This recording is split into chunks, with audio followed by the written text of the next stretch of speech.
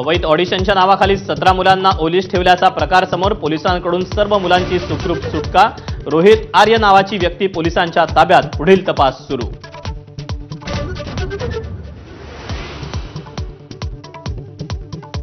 मुख्यमंत्र्यांच्या भेटीसाठी बच्चू कडूंसह इतर नेते सह्याद्री अतिथीगृहावर दाखल।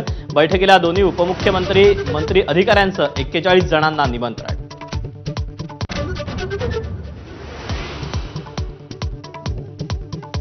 मतदार याद्यांमधील घोळ आणि ईव्हीएम बाबत राज ठाकरेंचं थोड्याच वेळात सादरीकरण। निवडणूक आयोगाच्या भोंगळ कारभारावर ओढणार ताशेरे।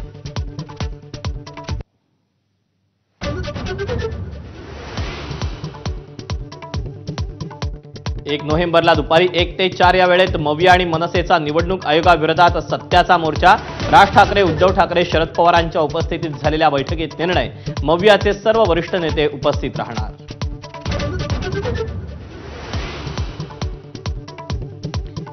महिला आयोगाच्या अध्यक्ष रुपाली चाकणकरांचं पद धोक्यात। पलटणमधील महिला डॉक्टर आत्महत्येप्रकरणी घेतलेल्या भूमिकेमुळे अजित पवारांनी व्यक्त केली नाराजी।